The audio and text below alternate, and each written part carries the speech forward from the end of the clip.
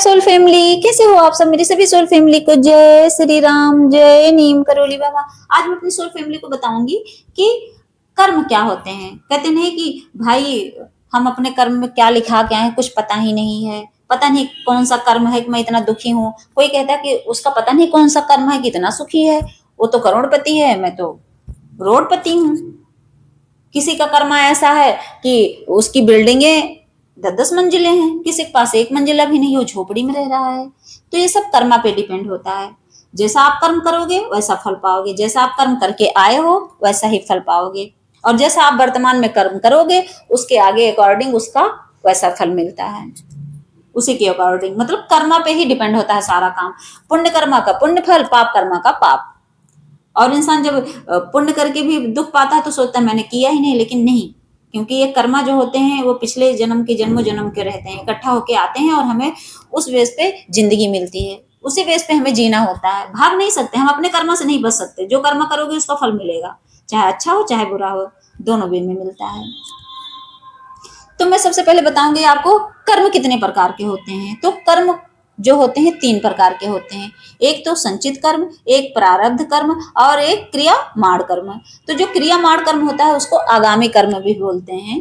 आगामी कर्म मतलब जो हम करते हैं प्रेजेंट टाइम में अच्छे बुरे, वो आगामी कर्म ही होता है।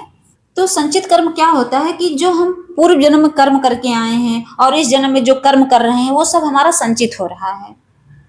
सारा मतलब सब संचित कर्म जो इकट्ठा हो रहा है, कहते नहीं तो एकदम संचित करना, इकट्ठा करना। तो सारा हमारा पिछले जन्म का इस जन्म का सारा कर्म एक ऐसा समझ लो 3 घड़े हैं, संचित कर्म का, प्रारब्ध कर्म का और क्रिया माण कर्म का। तो समझ लो संचित कर्म क्या है, जैसे होता नहीं कि इसमें इकट्ठा करने वाला कर्म जो हम कर रहे हैं, अगला पिछला सब उसमें इकट्ठा होता रहता है हमारा संचित कर्म।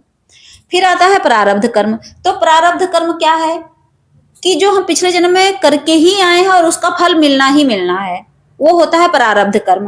और जैसे जो हमारा संचित कर्म है उसमें से थोड़ा बहुत फल जो हमें मिल रहा है वो भी होता है प्रारब्ध कर्म। तो उस बेस पे हमें स्थिति मिलती है, सिचुएशन मिलती है हमें।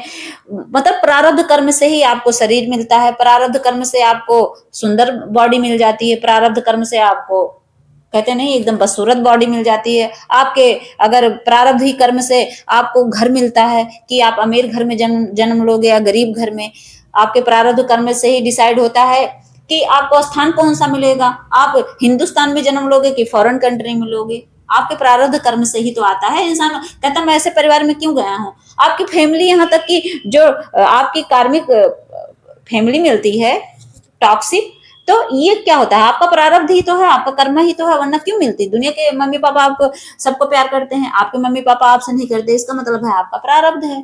तो ये प्रारब्ध कर्म ऐसे डिसाइड होता है, उसके लिए हमारा जन्म स्थान, शरीर, बॉडी, दुख सुख, ये सब हमारा प्रारब्ध कर्म ही में आता है। जैसे एग्जाम्पल के लिए रख लीजिए कि जैसे कहते नहीं कि जो बीज आपने बोया है, जैसे कहते नहीं कि बोया पेड़ बबूल का तो आम कहाँ से खाओगे, वही हाल है। प्रारब्ध मतलब सेम वही है, डिट्टो मान के चलिए कि आप अगर बबूल का पेड़ बोए हैं तो आप उससे आम की उम्मीद कर रहे हैं। तो ये तो जब आप अच्छी चीज करोगे तो अच्छा फल मिलेगा। तो इसलिए कहते हैं कि अच्छा अच्छा कर्म कर लो, आगे चल के पता नहीं क्या हो, कि जो आप बोए हो वही काटोगे, चाहे वो अच्छी चीज हो चाहे बुरी चीज। जैसे इंसान कहता है धान बोएगा तो धान, गेहूं बोएगा गेहूं, चने बोएगा चने, मतलब जो भी बीज आप बोओगे उस वही तो उगेगा आपकी खेत में। जो भी आप खेत में बोओगे वही तो काटोगे, उससे ज्यादा कुछ नहीं काट सकते। बस सेम वही होता है प्रारब्ध कर्म। फिर आता है क्या तीसरे नंबर पर, क्रिया माण कर्म। तो ये होता है आगामी कर्म। तो इस समय जिस सिचुएशन में, जिस स्थिति में आप हैं, जो कर्म कर रहे हैं उसको कहते हैं क्रिया माण कर्म। तो ये होता है ऐसा कि यही एक कर्म ऐसा होता है कि जिसको आप सुधार सकते हो। प्रारब्ध का तो नहीं टाल सकते, कहते नहीं संचित का तो कुछ नहीं कर सकते जो भर लिया। लेकिन इस समय प्रेजेंट टाइम जैसे आप ये वीडियो देख रहे हो, अगर आपको ये वीडियो मिल गई और आप दुखी हो तो आज से ही, अभी से ही आप अच्छे कर्म करने शुरू कर दो। जो इंसान प्रेजेंट टाइम करता है समझ लो उसी से अपना भविष्य बनाता है। कहते नहीं कि वर्तमान में जियो, वर्तमान में काम कर्म करो। तो जो आप इस समय कर्म करोगे वही आपका भविष्य डिसाइड कर देगा। इसीलिए कहते हैं कि भक्ति करो, क्योंकि अच्छे कर्म क्या है, नाम जाप, पूजा पाठ, भक्ति, बेजुबानों की सेवा, ये सब अच्छे कर्म में है। ईर्ष्या द्वेष खत्म कर दो अपने अंदर से, नॉन वेज खाना छोड़ दो, शराब पीना छोड़ दो, व्यभिचार करना छोड़ दो।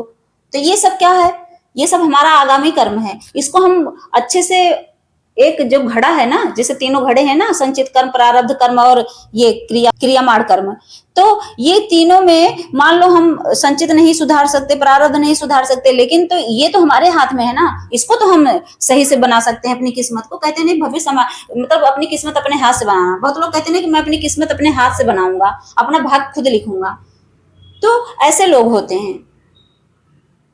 तो ये चीज याद रखिए कि हाँ, हमें मतलब जब भी आपको मौका मिले, जब भी आप ये वीडियो देखिए, जब भी आपको लगे कि हाँ सच में जो हुआ मेरे साथ हुआ, लेकिन अब तो सुधर जाऊं, तो आप ये चीजें करना शुरू कर दीजिए, ऐड करना शुरू करिए अच्छे अच्छे कर्म। तब वही चीज होगा कि कहेंगे कि जो बोया हूं वही काटूंगा, तो वही है, अच्छी चीज बोगे अच्छी चीज काटोगे। तो कहे बबूल का पेड़ बोना है और क्यों से खाना है, हम आम का पेड़ लगाएंगे और वही आम खाएंगे। तो ये करता है हमारा क्रियामाण कर्म। तो कहने का मतलब ये है कि जो कर्म है, कहते नहीं जो कर लिया है वो तो बदला नहीं जा सकता, प्रारब्ध भी चेंज नहीं किया जा सकता, लेकिन क्रियामाण कर्म से हम अपने कर्म को बदल सकते हैं। जो आगे का जो चलता हुआ कर्म है, जो हमारा आगामी कर्म है, उसको हम बदल सकते हैं। तो अभी से हम अच्छा कर्म शुरू कर दें तो हमारी किस्मत में जो बुरे कर्म है, बुरे प्रारब्ध है, वो सब टल जाएंगे। और तो और जो सही सोच, सही कर्म से हम अपना कर्म बदल सकते हैं, अपना फ्यूचर जो है सिक्योर कर सकते हैं। और ये सही कर्म है क्या? सबसे ज्यादा तो भगवान की भक्ति। भगवान को पकड़ना तो सबसे पहले ईश्वर की शरण में जाइए, भक्ति करिए, और नॉन वेज से, शराब से, ये सब तो त्याग करना ही पड़ता है। जो भगवान को पकड़ता है, समझ लो भगवान के पास आने का मतलब ही है इन चीजों का त्याग करना। जब तक आप नॉन वेज नहीं छोड़ोगे, क्योंकि सबसे बड़ा तो पाप यही है कि जीव हत्या हो रही है, उसकी वजह से एक सोल कट रही है। अगर उसके अंदर आत्मा ना होते तो आप खा लेते, कोई बात नहीं, लेकिन वो जीव है, एक जान है उसमें, उसमें भी सांसें चलती हैं। तो इस चीज से बचिए। और कर्म भाग्य नहीं बनाता, लेकिन कर्म करके हम भाग बना सकते हैं। तो ये बात ध्यान रखिए। और ये जो कर्म है, इस बेस पे जिंदगी अपनी एकदम उस पर डिपेंड मत हो जाए कि मेरे कर्म में लिखा, मेरे किस्मत में है, मेरे प्रारब्ध में नहीं। ये सब कर्म चेंज हो जाते हैं।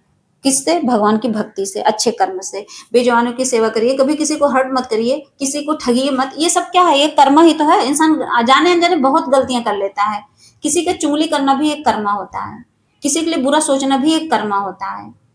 और ये सब हमारे संचित कर्म में इकट्ठा होते रहते हैं। इसीलिए कहते हैं कि मतलब एकदम शून्य बना लो अपने आप को। जब एकदम जीरो पे खड़ा कर लोगे अपने आप को, आपके मन में काम करो, लोभ मोह अहंकार सब खत्म हो जाएगा, आप नाम जप पूजा पाठ भक्ति करोगे, तो एकदम शून्य पे रहोगे, तब आपके साथ अच्छा होने लगेगा।